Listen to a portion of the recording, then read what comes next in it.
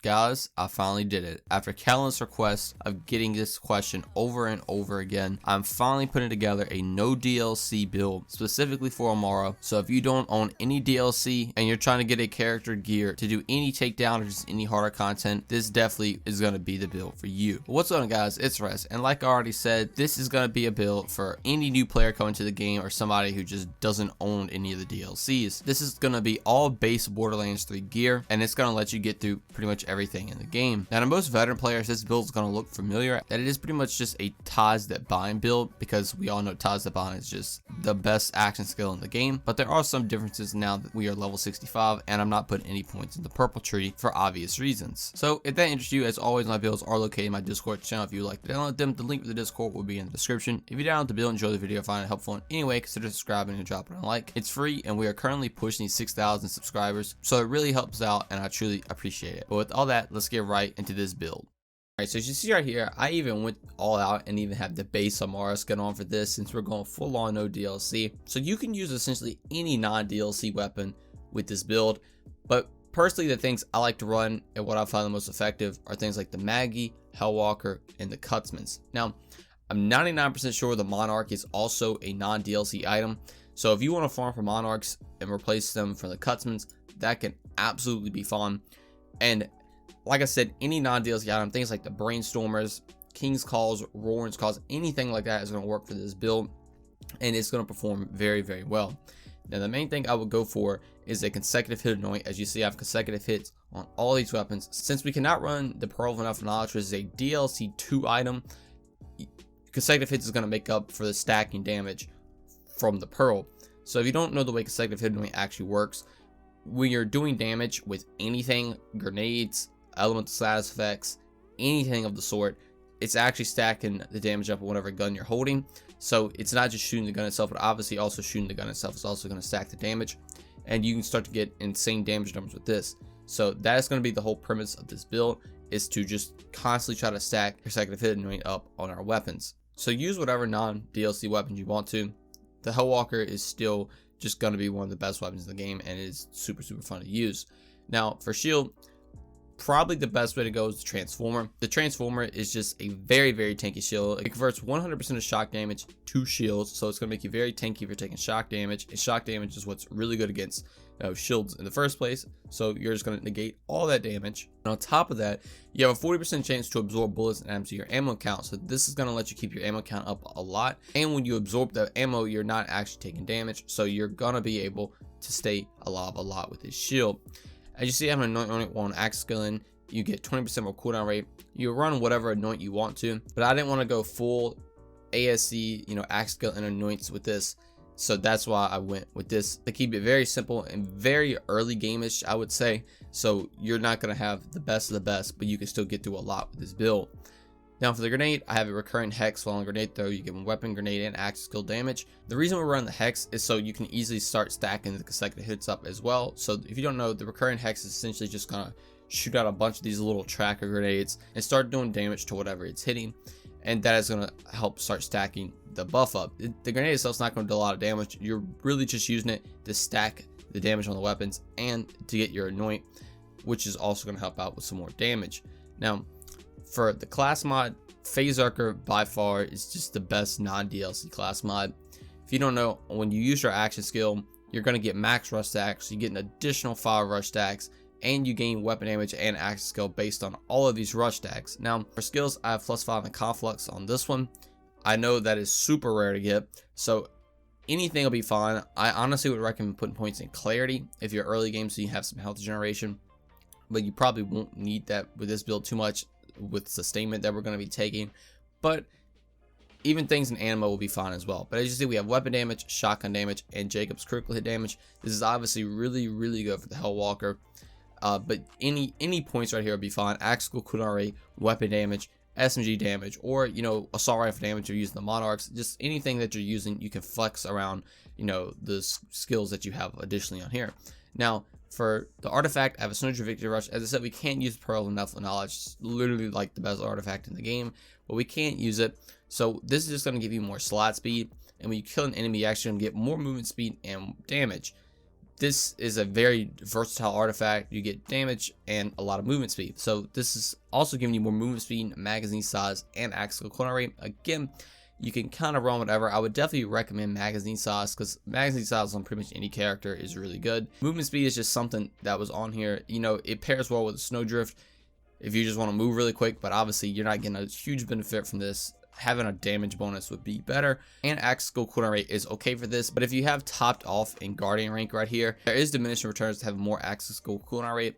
So, but if you're just starting the game off and you're trying to run a build, you probably don't have topped off yet, so these will actually help out just fine. Now for skills, I'm going to be starting off with Fist of Elements. I have 5 points in infusion, so we can convert 40% of our gun damage to whatever our axial element is. So since it's a non-DLC build, we're not taking any in purple, but we have access to all 3 elements with the skill points we're putting into.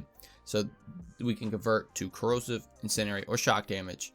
And it's going to be really, really good for bossing, or just if you get into a certain area where the element's going to be better on some enemies.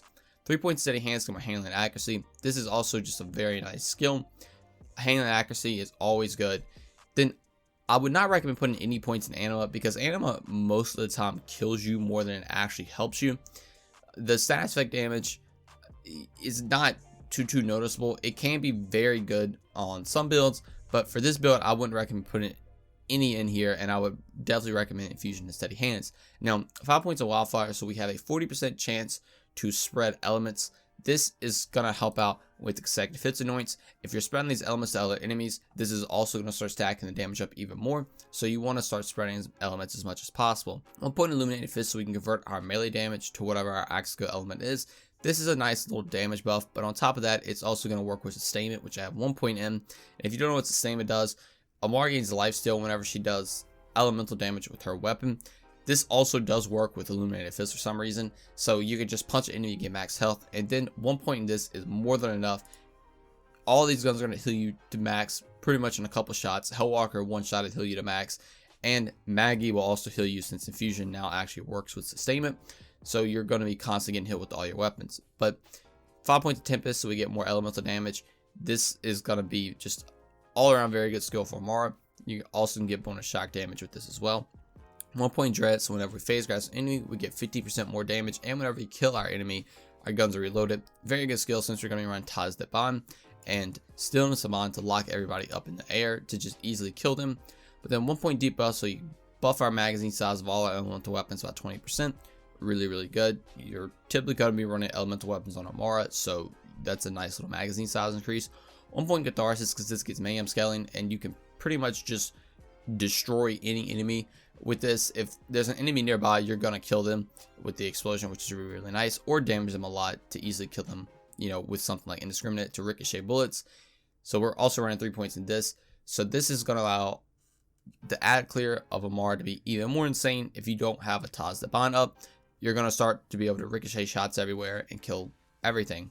We already went over sustainment, but I have 5 points of conflicts right here, which you get about the 10 with the class mods. This has a 70% chance to apply another element effect. It's going to be electrocute, ignite, or melt, so incendiary, corrosive, or shock. This is also going to allow the consecutive hits to start stacking up a lot more. And once you get later into the Guardian rank, things like Harmageddon, when enemies are, you know, have a status effect on them, they take 5% more damage. So that's going to help out with that eventually once you get there, or if you're already there, then nice, it's going to help out even more. So this is just a nice damage bonus, you know, that's going to help out with 2 of your other parts of your build. 1 point forceful expression, so we just get a nice little damage buff based on whatever our action skill element is. And again, you can run all 3. It's not dedicated to so far. I know I have that equipped right now, but you can run whatever you want to. So in Brawl, I'll do this real quick. 3 points personal space. This is one of Amara's best skills. The closer you are to an enemy, the more damage you get. You're going to be pretty close if you're using the Hellwalker mainly, so you're going to get a nice damage bonus from this. Then 2 points Root to Raz, so you get more health, which is always nice, and you can heal it with sustainment. But the main thing, this is giving us access to Blight Tiger right here. So this is going to allow us to have corrosive element if we ever need to swap to that. And then finally, in Mystical Assault, we have 5 points to do harm, so we get more axial damage based on our rush stacks we have.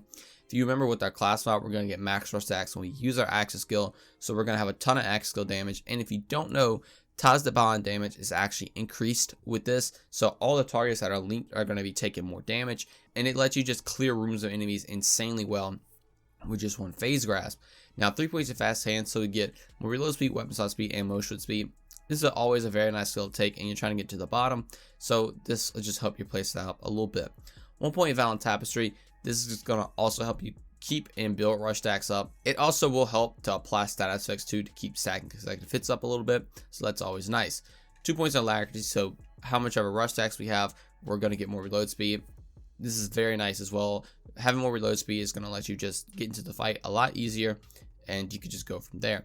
3 points of Transcendence, we get more action and critical hit damage whenever we use our action skill. This is very, very good for, you know, any build on Amara. This is also very good for bossing, because you can swap to things like phase cast to proc this twice to get a lot of critical hit damage and just go to town on any boss. Now 1 point in Ascendant, so we can buff whatever augment we're using. Like I said, we're running Steel and Saman, but if you want to run something else, you can. But I like running Steel and Saman just so you can lock everybody up in the air, and then you can just easily kill them. 3 points in Late Bear, so whenever we damage anyone with our action skill, they take 25% more damage from all sources. This does work with Taz Divine as well. All the linked targets, just like Do Harm, take 25% more damage, and if you swap to phase cast for bossing, you can use the phase cast to hit an enemy to proc Transcend and put Late Bear on them. 3 points of Wrath, so whenever you use our action skill, we get more damage. Plus, you also just get a 20% additional damage bonus as well. Wrath's a very good skill for 3 points, and it's just a nice damage bonus. 3 points in Awakening, so we can buff all our rush stack effectiveness, which means more axe skill damage, more status effect chance, and things like that. 1 point in Remnant, and this is kind of like Catharsis over here, where 1 point is more than enough. So this is just going to take whatever overkill damage you do, put it in an orb, and it's going to go out and pretty much insta kill another enemy, which is always nice. It adds another clear aspect of this build, and for 1 point, I would definitely recommend taking this. But then finally, 1 point Avatar, so you can cast your axe skill twice, you get 10 more rush stacks, and this is just Amara's best skill in the game. You're going to have 2 phase grasp to clear an entire room twice, and then on top of all the cooldown rate you're getting, you're going to easily get it back, and you can cast it again twice. You get 10 more rush stacks to get more damage, reload speed, status effect chance, and even more damage and cooldown rate from the class mod. So all of this, like I said, is a very generic Amara style build. It's nothing too crazy. There are some different skill points that I'm going to really help out with stacking consecutive hits on our weapons, but this will allow you to get through pretty much anything in the game and start farming for more gear if you're trying to go for a different style of build. Alright, well that's going to do it for the non-DLC Amara build. I really hope this guys can help you get through any content you want to, or like I said, start farming for other gear so you can make different builds, or rearrange this build and try to craft it in your own way yourself. This is definitely not the best of the best build in the game. This is strictly to help newer players out or people that don't own DLC, and there are definitely some upgrades you can get for this build as well. But like I said, I hope this guys can help you out. I hope you have fun with it. Let me know what you think. But that's going to do all for me. Thank you so much for watching, and I'll see you in the next one. Peace.